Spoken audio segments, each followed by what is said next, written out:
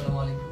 আপনারা জানেন যে গতকাল থেকে আমরা শহীদ ওসমান হাদির হত্যার সুষ্ঠু তদন্তের জন্য ডক্টর মোহাম্মদ ইউনূসকে জাতিসংঘে একটি চিঠি প্রেরণের জন্য আহ্বান জানিয়ে তার বাসভবনের সম্মুখে অবস্থান করছিলাম। আমরা খুব গুটি কয়েক মানুষ সেখানে ছিলাম এবং আমরা পুরো গতকাল 4টা থেকে আজকের এই সময় পর্যন্ত শহীদ ওসমান হাদির স্ত্রী, তার সন্তান এবং আমরা পুরোটা সময় ধরে কিভাবে শান্তিপূর্ণভাবে আমাদের এই দাবিটা আদায় করা যায় সেটা নিয়ে আমরা আমাদের মতো করে এগোচ্ছিলাম এবং আমাদের সাথে সরকারের বিভিন্ন সময়ে তারা কোনোভাবেই আমাদের কাছে ওইভাবে করে যোগাযোগ করতে তারা স্বাচ্ছন্দ্য বোধ করে নাই। আমাদের কাছে মনে হয়েছে নয়তো 8 ঘন্টা শহীদ ওসমান হাদির স্ত্রী যমুনার সামনে ছিলেন, যমুনা থেকে একজন পিয়ন বের হয়ে তাকে সম্মান জানানোর এতটুকু প্রয়োজন বোধ করেন নাই।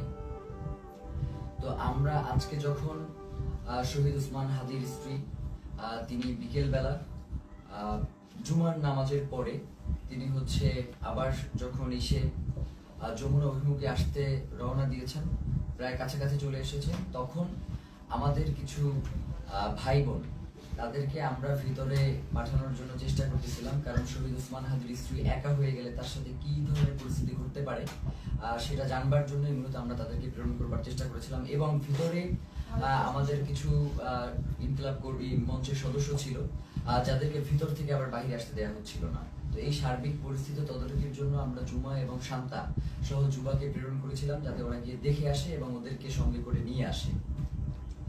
তো প্রথম অবস্থায় সেটা হচ্ছে পুলিশ কোনোভাবেই তাদেরকে ভিতরে যেতে দিবে না। তো ওরা অনেকভাবে বোঝানোর চেষ্টা করেছে কিন্তু কোনোভাবেই ওরা মানতে ছিল না। পরবর্তীতে আমরা বলেছিলাম যে এবং এটা তো একদম খুবই সহজ ব্যাপার, 1 মিনিটের ব্যাপার, আমাদেরকে সরিয়ে দেওয়া এই ওখান থেকেই করা। তো ওরা কি করেছে, জুমা এবং শান্তার গায়ে হাত তুলেছে এবং দেখবেন যে শান্তাকে গলা চেপে ধরেছে এবং জুমার পুরো গালে তারা তাদের খামচি দিয়েছে আর কি, মানে এইটা কি, এবং বুট দিয়ে ওদেরকে রাস্তায় পাঠিয়েছে।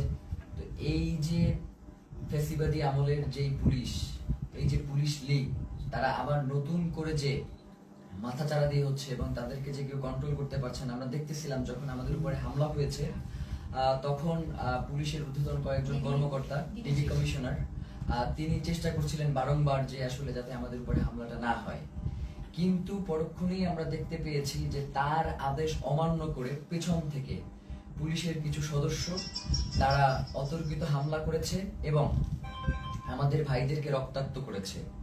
তো আমরা ইনকিলাব মঞ্চের পক্ষ থেকে এর তীব্র নিন্দা জানাই এবং যারা এই আক্রমণের সাথে জড়িত রয়েছে তাদেরকে অতি দ্রুত বিচারের মুখোমুখি করবার জন্য আহ্বান জানাই। কারণ বাংলাদেশের জনগণ এই মুহূর্তে প্রচন্ডভাবে তারা ক্ষেপে রয়েছে, তারা কোনোভাবেই এই ব্যাপারটাকে মেনে নিতে পারছে না।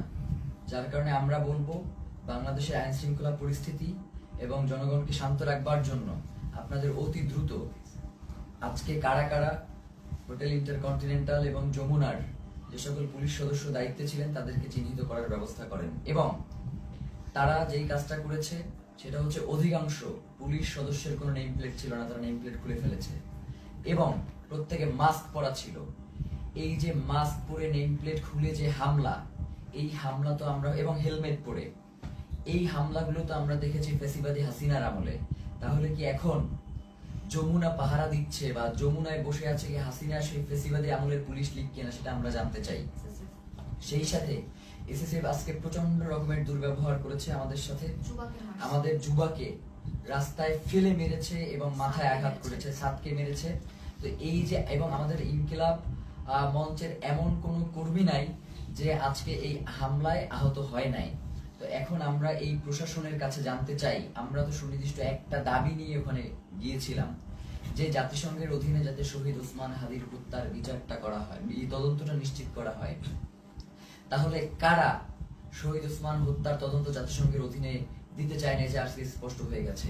আমরা মনে করছি যে প্রধান উপদেষ্টার, আমরা মনে করছি এই যে উপদেষ্টা পরিষদটা যে রয়েছে, এই উপদেষ্টা পরিষদের একটা অংশ শহীদ ওসমান হাদির খুনের সাথে জড়িত, নয়তো কোনোভাবেই এভাবে আর কি অমানবিকভাবে আক্রমণ করার কোনো প্রশ্নই আসে না, যেহেতু এটা শান্তিপূর্ণ অবস্থান ছিল। এবং আপনারা দেখবেন যে প্রধান উপদেষ্টার দপ্তর থেকে একটা তারা প্রেস রিলিজ দিয়েছে এবং সেখানে বলেছে যে আমরা নাকি জল কামানের উপরে উঠে গিয়েছিলাম, অথচ ছবিতে স্পষ্ট করে দেখা যাচ্ছে যে আমরা উল্টো জনগণকে শান্ত করবার জন্য চেষ্টা করছিলাম। যখন জনগণ দেখেছে যে ভিতরে জুমা এবং শান্তাকে রাস্তায় ফেলে মারা হচ্ছে, জনগণ কোনোভাবেই এটা মেনে নিতে পারে নাই, যার কারণে এইখানে ওই উদ্ভূত পরিস্থিতির সৃষ্টি হয়েছে। এর পুরো দায়ভার ওইখানে দায়িত্বরত পুলিশ প্রশাসন এবং সরকারকেই বহন করতে হবে।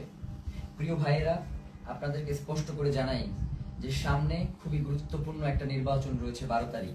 এখানে বাংলাদেশের স্বাধীনতা, সার্বভৌমত্ব সহ বাংলাদেশের নিরাপত্তা জনিত বেশ কিছু বিষয় জড়িত রয়েছে, যার কারণে অবশ্যই 12 তারিখে নির্বাচন হতে হবে। এবং যারা 12 তারিখে নির্বাচন বানচাল করে দেওয়ার জন্য আমাদের উপরে আক্রমণ করেছে, তাদের এই নীল নকশাকে বৃদ্ধাঙ্গুলি দেখিয়ে আমাদের জনগণের অধিকার আমাদের বাস্তবায়ন করতে হবে। প্রিয় ভাইয়েরা, জনগণ, বাংলাদেশের জনগণ প্রচন্ড শান্তিপ্রিয় এবং তারা সব সময় সরকারকে সহযোগিতা করে আসছে, কিন্তু সরকার সেই জনগণের উপরে আজকে মুহুর্মুহু sound grenade, tear shell, rubber bullet এগুলো নিক্ষেপ করেছে। এবং এখনো তারা বিভিন্ন জায়গায়, যেমন শাহবাগে এখনো সম্ভবত আক্রমণ চলছে। একটু আগেও আমরা এই লাইভ শুরু করবার আগে দেখতেছিলাম যে শাহবাগে আক্রমণের মতো ঘটনা ঘটতেছে। তো এবং 100-র অধিক শাহবাগেও আহত হয়েছে। তো এই যে পুলিশের ন্যাক্কারজনক হামলা এবং তাদের যে লাগাম টেনে ধরা হচ্ছে না, তারা বলছে, মানে আপনি একটা জিনিস খেয়াল করেন, তারা বলছে যে আয় হাদির লাশ নিয়ে যা।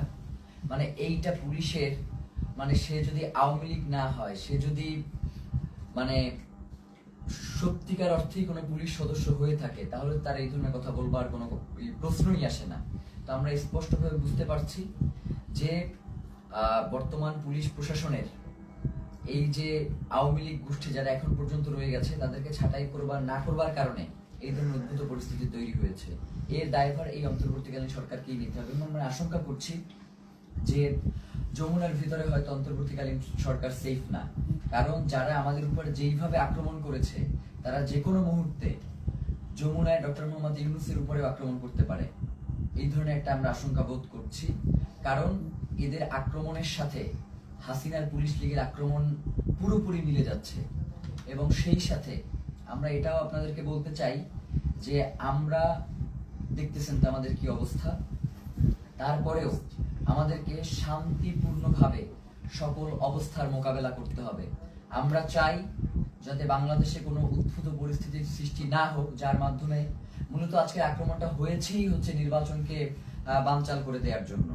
সুতরাং এই নির্বাচন অবশ্যই হতে হবে এবং সেটা 12 তারিখেই হতে হবে। এবং যারা নির্বাচন বানচাল করতে চায়, তাদেরকে আমাদের রুখে দিতে হবে। আমরা কোনোভাবেই এই নির্বাচনকে বানচাল করতে দিব না, কারণ বাংলাদেশের জন্য এই নির্বাচন অত্যন্ত গুরুত্বপূর্ণ। প্রিয় ভাইয়েরা, সেই সাথে আমরা আপনাদেরকে স্পষ্ট করে যে জিনিসটা জানাতে চাই, সেটা হচ্ছে শহীদ ওসমান হাদির হত্যার যে তদন্ত, সেটা জাতিসংঘের অধীনেই হইতে হবে। আমাদের এখানে আমরা তাদের সাথে কথা বলেছি, তারা আমাদেরকে আশ্বস্ত করেছিল যে জাতিসংঘের অধীনে এটার তদন্ত হবে, কিন্তু তারা কোনো ধরনের সময়সীমা বেঁধে দেয় নাই।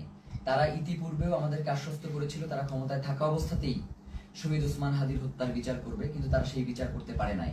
যার কারণে আমরা তাদের শুধুমাত্র কথায় আশ্বস্ত না হয়ে আমরা তাদের কাছে একটা দাবি করেছিলাম যে আপনি কবে নাগাদ এই কাজটুকু বাস্তবায়ন করবেন, এই চিঠিটা ইস্যু করবেন, সেটা আমাদেরকে জানান।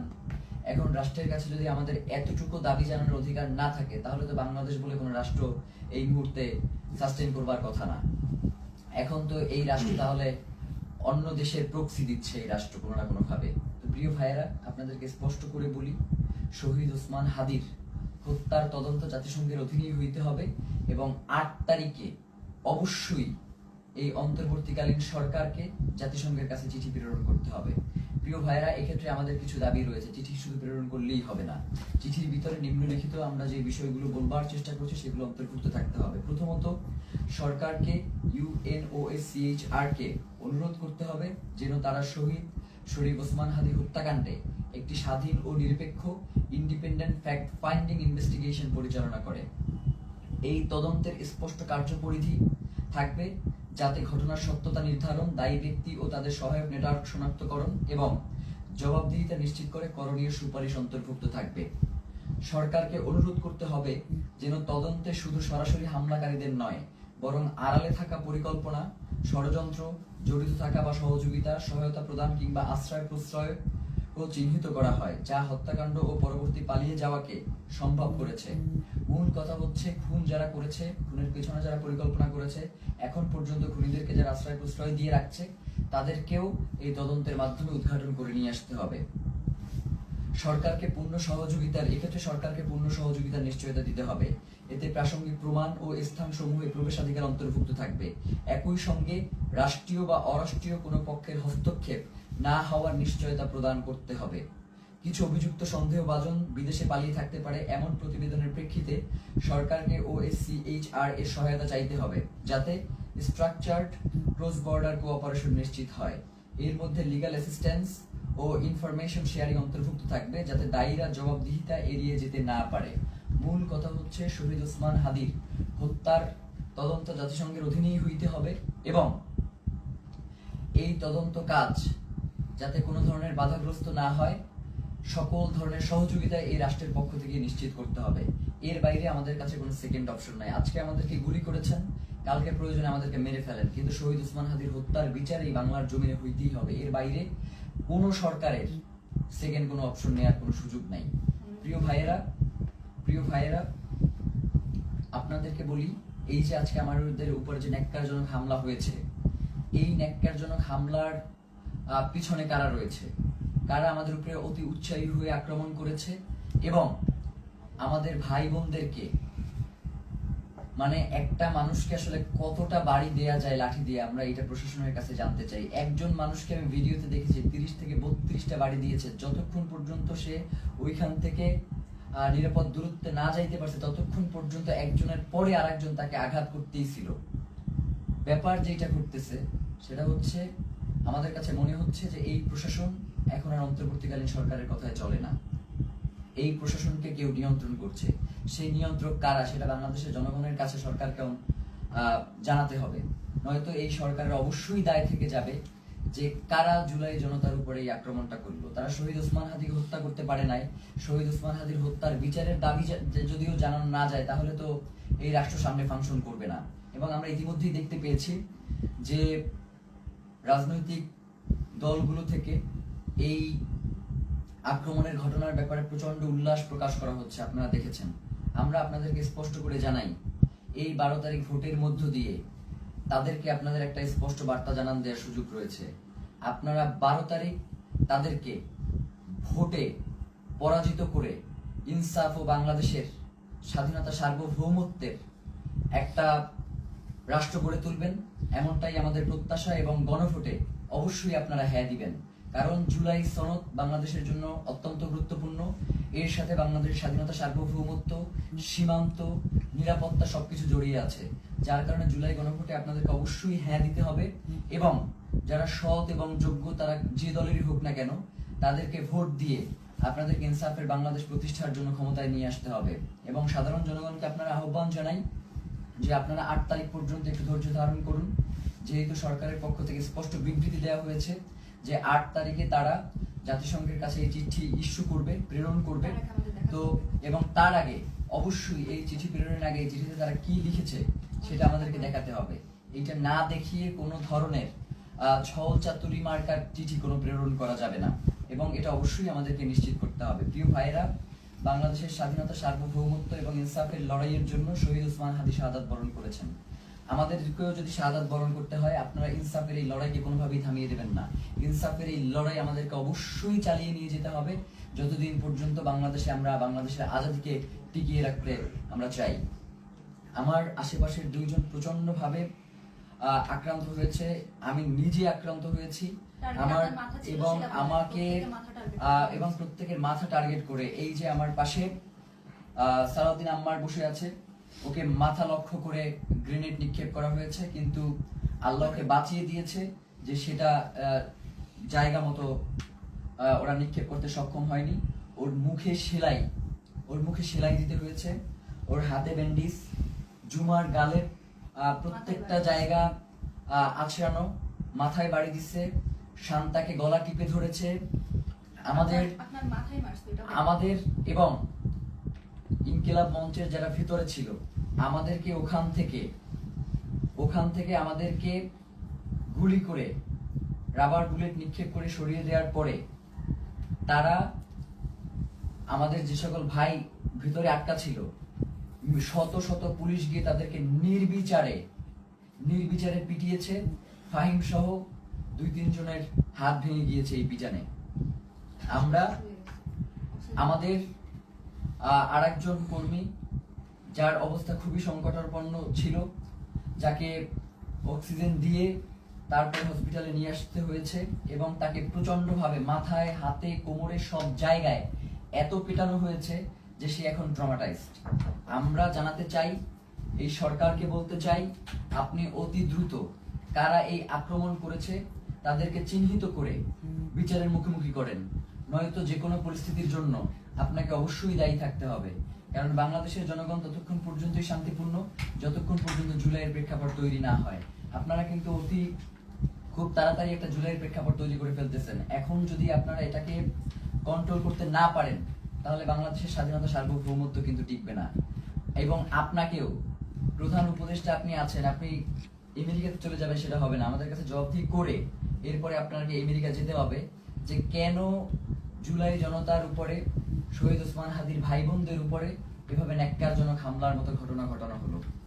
ছাত্র ভাইদেরকে উদ্দেশ্য করে বলি যে আমাদেরকে ধৈর্য ধারণ করতে হবে এবং আমাদেরকে এই লড়াই কৌশলের মধ্য দিয়ে, আমাদের যাতে মনোবল ভেঙে না যায়, আমাদেরকে সে ব্যাপারে সচেষ্ট থাকতে হবে। এই লড়াই তো একদিনের লড়াই না, আমাদের আজাদির লড়াই চলছে এবং আজাদির এই লড়াই চলবে। আমাদের এখন পিঠ থেকে গিয়েছে, আমাদের আসলে আর পিছনে যাওয়ার কোনো সুযোগ নাই। এখন থেকে আমাদেরকে সামনেই এগিয়ে যেতে হবে।